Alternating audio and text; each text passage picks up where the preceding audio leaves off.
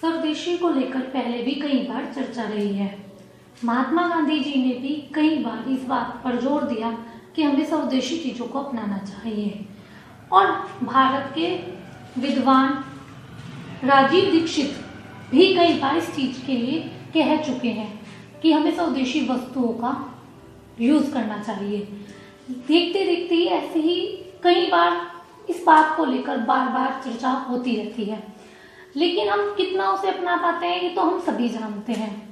रामदेव भी वस्तुओं को अपना रहे हैं, उत्पादनों को पैदा कर रहे हैं पतंजलि के द्वारा, लेकिन उसके बाद भी विदेशी वस्तु नहीं देश से हमारे जा पाती हैं। कहीं ना कहीं हमें इन सब चीज़ों को रोकना चाहिए। जब से चीन और भारत का विवाद हुआ सीमा पर, तब से इस बार की चर्चा बहुत अधिक होने लगी। इस बात को लेकर बहुत ज़्यादा चर्चा रहने लगी और अब देखने वाली बात यह है कि हम व्यापारिक और वैचारिक रूप से कितना स्वदेशी चीज़ों को अपना पाते हैं और विदेशी चीज़ों से कितना लड़ पाते हैं। स्वदेशी चीज़ों को अपनाने से हमारे देश की तरक्की भी होती है और कहीं ना कहीं आर्थिक स्थिति जो इतनी खराब है वो भी मजबूत होती है। और कहीं पर भी अगर हम स्वदेशी को अपनाते हैं तो सरकार जो भी योजनाएं देश में गरीब लोगों के लिए या संकट के समय पर लागू करती है तो उसका भी हमें फायदा होता है। तो हमें जहाँ तक है स्वदेशी चीज़ों को अपनाना चाहिए और इस पर ही अब हम सर से बात करते हैं। सर, आपको कैसा लगता है स्वदेशी चीज़ों का, जैसे आजकल जिक्र हो रहा है कि हमें स्वदेशी चीज़ों को अपनाना चाहिए, इस बारे में आपकी क्या राय है? देखिए, मैं शहर में रहा, मैंने ये विदेशी चीज़ें या चमक दमक देखी है। बहुत पहले मैंने ये छोड़ दिया था।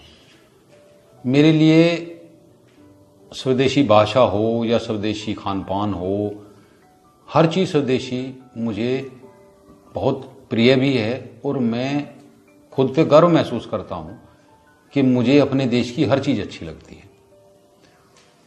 हमारे यहाँ, मैंने पहले भी कहा कि थोड़ा नज़दीक की नज़र शायद कमज़ोर है। हमें ब्रांडेड चीज़ें, हम कहते हैं कि ब्रांडेड जीन्स है या ब्रांडेड जूते हैं या ब्रांडेड महंगी चीज़ें, विदेशी चीज़ें, हमें वो दिखावा और प्रतिष्ठा के लिए, ये मैं पहले भी अच्छा नहीं मानता था, अब भी नहीं मानता।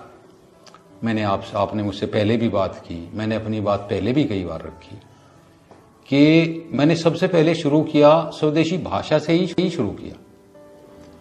तो अभी ये सबको विचार करना चाहिए कि 135 करोड़ का देश है। अगर हम सभी अपना कुछ योगदान देश के लिए नहीं कर पाएंगे,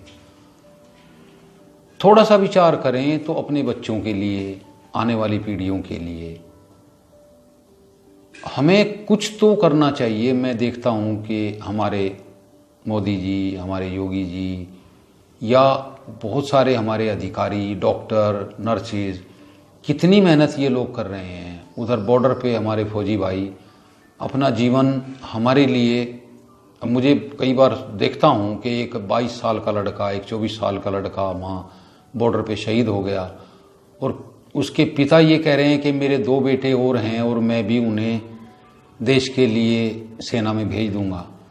तो मुझे ये लगता है कि हम यहाँ अंदर बैठे इतने लोग, अगर हम अपने देश के लिए थोड़ा सा कुछ कर पाएँ तो मुझे लगता है कि उनका ऋण उतर जाए। हम और नहीं वहाँ जाके लड़ सकते, हम नहीं ये कर सकते, लेकिन अपने देश के लिए कुछ अच्छा, कुछ बेहतर। और आज हमारे मार्गदर्शक, हमारे प्रधानमंत्री बहुत विद्वान हैं। मैं पहले भी कई बार कहा कि मैं ही नहीं, कुछ लोग अपने निजी कारणों से विरोध भी करते हैं। हमारे यहाँ लोकतंत्र है, तो मुझे बड़ी पीड़ा होती है कि एक इंसान जिसने इतनी मेहनत देश के लिए की हो, बहुत सारे लोगों को जानकारी नहीं कि हमारे देश को कैसे कैसे कमज़ोर करने की भी कोशिश की गई। ये हर चीज़ से लड़ रहे हैं। तो लेकिन फिर भी ये सौभाग्य है कि आज देश का एक आम नागरिक इनके साथ है और इनकी बात को मानना चाहता है। मैं यहाँ गांव में भी, मेरे साथ स्कूल है तो काफ़ी लोगों से मेरी बातचीत कई बार हुई, तो वो लोग भी जो अनपढ़ हैं, मजदूर हैं, वो भी मोदी जी की बात से बहुत सहमत हैं। और लेकिन अब इस बार मुझे लगता है कि नहीं, ये आंदोलन हमारा बहुत सफल होगा, स्वदेशी का, आत्मनिर्भर का। और दूसरा, ये दो तरह के कष्ट इस तरह के हैं, ये महामारी का समय, करोड़ों लोग आज सड़कों पे हैं, बेरोजगार हैं, सरकार के बहुत बोझ है, खर्च है, सेना का खर्च है।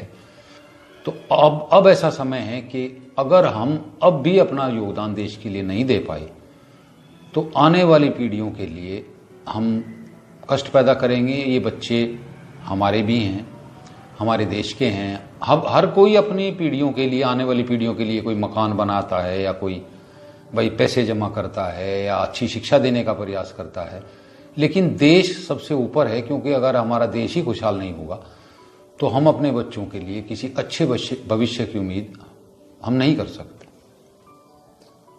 कृषि के लिए सर ने आपको बताया, शिक्षा के ऊपर भी कई बार चर्चा हमने की है और हमारे प्रधानमंत्री ने पहले अपने कार्यकाल में ये भी कहा था कि हमें खादी का इस्तेमाल करना चाहिए, क्योंकि खादी के इस्तेमाल करने से जो हमारे हाथ के कारीगर हैं उन्हें रोजगार मिलेगा।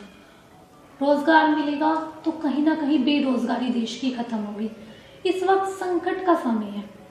संकट के समय में ये सब चीज़ें इसलिए सामने आती हैं क्योंकि उस वक्त हमें दिखाई देता है कि हमने जो चीज़ें हम विदेश से एसी, कूलर, वॉशिंग मशीन या और भी बहुत सारी चीज़ें हैं जिनका हम इस्तेमाल करते हैं, अगर हम उन चीज़ों का इस्तेमाल की जगह उन्हें बनाएं, खुद से बनाएं और अपने यहाँ खुद करें, मेड इन इंडिया का यूज़ करें, तो कहीं ना कहीं देश की भी तरक्की होगी और यहाँ की युवा पीढ़ी को जो बेरोजगारी है उससे भी कहीं ना कहीं फ़ायदा होगा, बेरोजगारी खत्म होगी और देश भी तरक्की करेगा और समाज भी, और हमारे देश का नाम अच्छे से हर जगह रोशन होगा। धन्यवाद। आज हम इतना ही बात करना चाहते थे आपसे और फिर हम मिलेंगे द जर्नलिज्म में इसी तरह के किसी और टॉपिक पर बात करने के लिए। नमस्कार।